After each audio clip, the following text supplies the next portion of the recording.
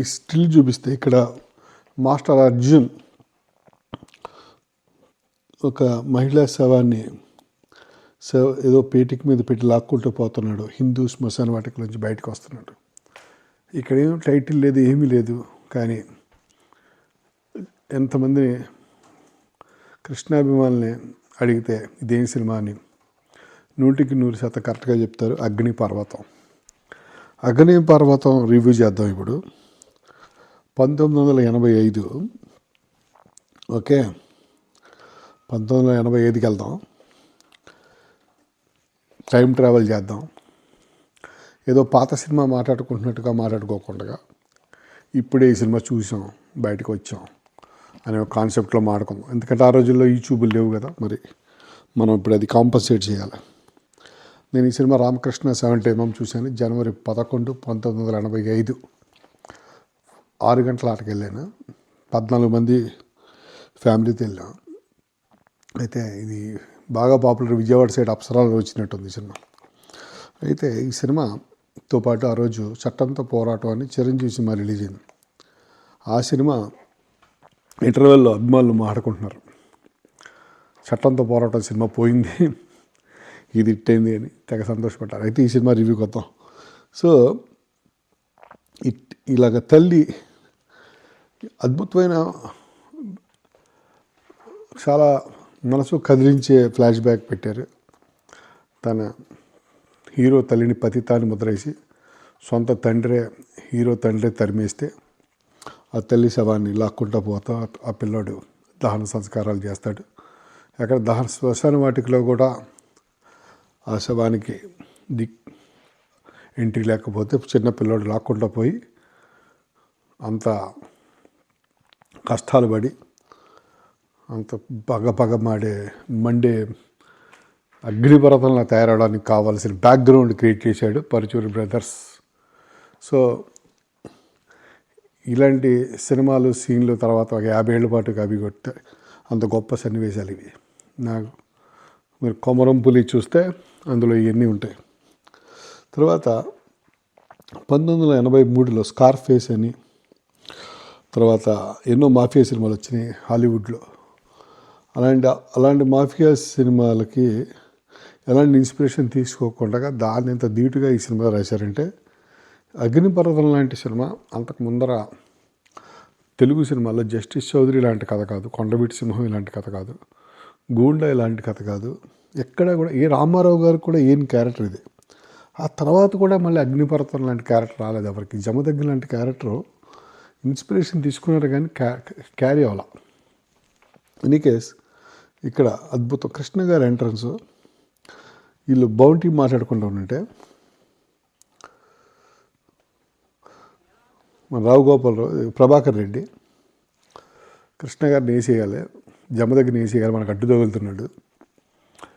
ఎవరైతే జమదగ్ని తల కొట్టి తేగలుగుతారో వాడికి 10 లక్షలు ఇస్తారని చెప్పి బౌంటీ అంటే కృష్ణ గారి తల మీద వేలం పెడతారు. జాన్ విక్ సినిమాలో అలాంటి వేలం ఉంటుంది. జాన్ విక్ వచ్చింది 1, 2, 3, 4. జాన్ విక్ తల మీద వేలం పెడతారు అట్లా. సో అట్లాంటి ఒక వేలం పెడితే కృష్ణ గారు ఎవరైతే తన తల మీద వేలం పెట్టాడో ఆ స్పాట్కి వెళ్ళి అక్కడ మీటింగ్ పెట్టుకున్న వాళ్ళందరినీ బెదిరించి, ఓకే, వాళ్ళని ఎవర్రా నా తల కొట్టి తెస్తానని ప్రతిజ్ఞ పెట్టిన మగాడు ఎవడరా అని చెప్పి కనుక్కొని ఆడి దగ్గర అగ్గిపెట్టి తీసుకొని అక్కడున్న మందు ఆడి మీదే పోసి తగలబెట్టడం అనేది ఫస్ట్ టైం అగ్గిపెట్టిని వెరైటీగా వాడాడు. అగ్గిపెట్టి ఉందా అనే డైలాగ్ తోటి. అద్భుతమైన ఈ స్వాగ్ తర్వాత ఏ సినిమాలోనూ లేదు. ఓకే, ఇది ఏ హీరోని చేయలేదు. మళ్ళా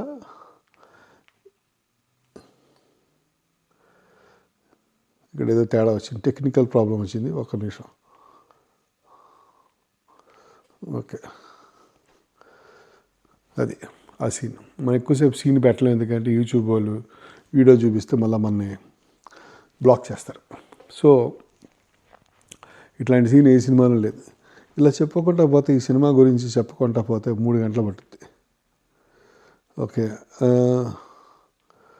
సో ఈ సినిమాలో ఇటువంటి హైలైట్ సీన్ల తర్వాత నచ్చినాయి ఆ క్యారెక్టర్, ఆ డిగ్నిఫైడ్ జమదగ్ని క్యారెక్టర్, ప్రజా వైద్యశాల కట్టాలి అనే ఒక సంకల్పం, ఆ తర్వాత తల్లి మీద ప్రేమ, పగ, ఆ తర్వాత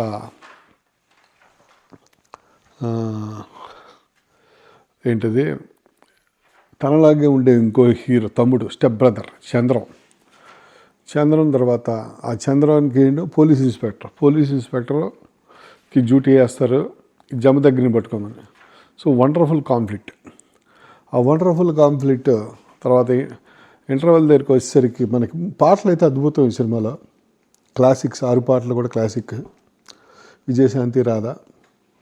సినిమాలో ఏదైనా బాగాలేదా అంటే ఏది బాగాలేదని చెప్పాలి. ఆ రోజుల్లో నాకు గోపాలకృష్ణుడు చిలిపి కృష్ణుడు అనే ఒక పరుచూరు గోపాలకృష్ణ అండ్ సత్యనారాయణ క్యారెక్టర్ ఆ రోజుల్లో నచ్చలేదు, కానీ ఈరోజు తలుచుకుంటూ చూస్తే నాకు బాగా నవ్వు వస్తుంది కూడా.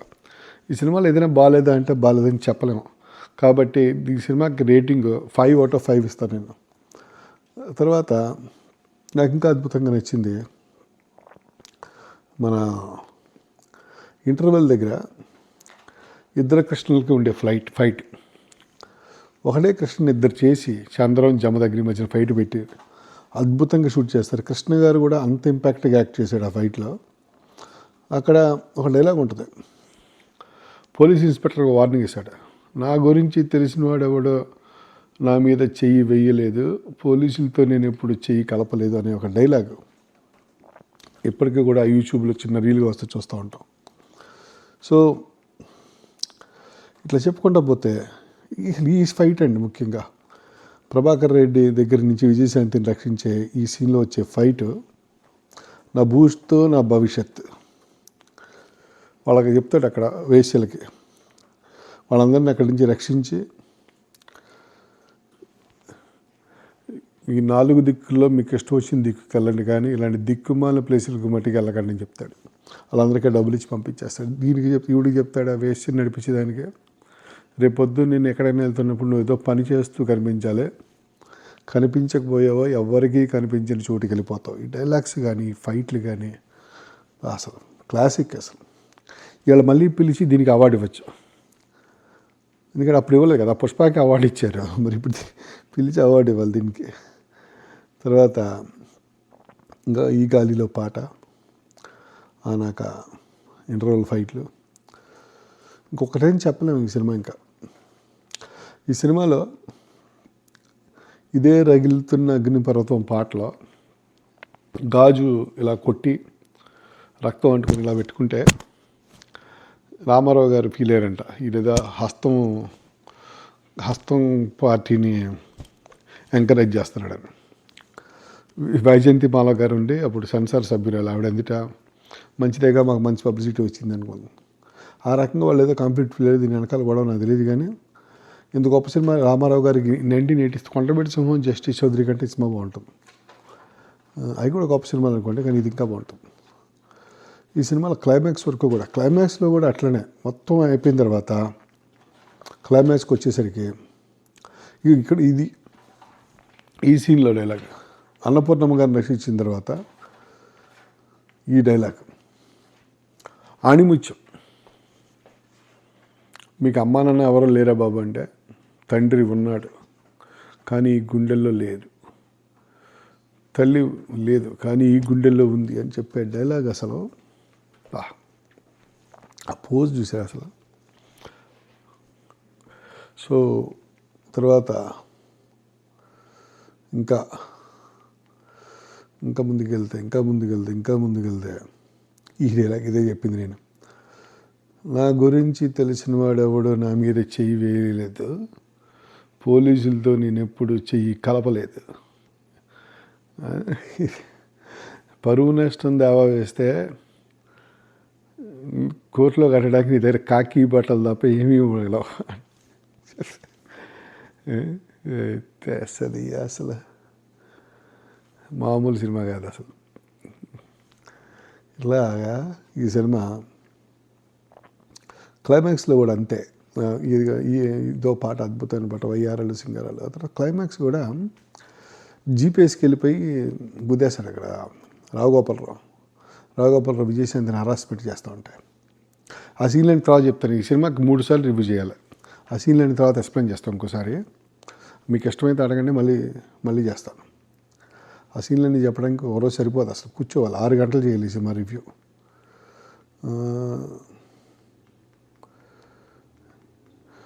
వీళ్ళు విశ్వనాథ్ సినిమాలు తీసిన వాళ్ళు విశ్వనాథం అని చెప్పేసి ప్రోగ్రాం చేసి ప్రతి సినిమాని పండితులందరినీ కూర్చోబెట్టి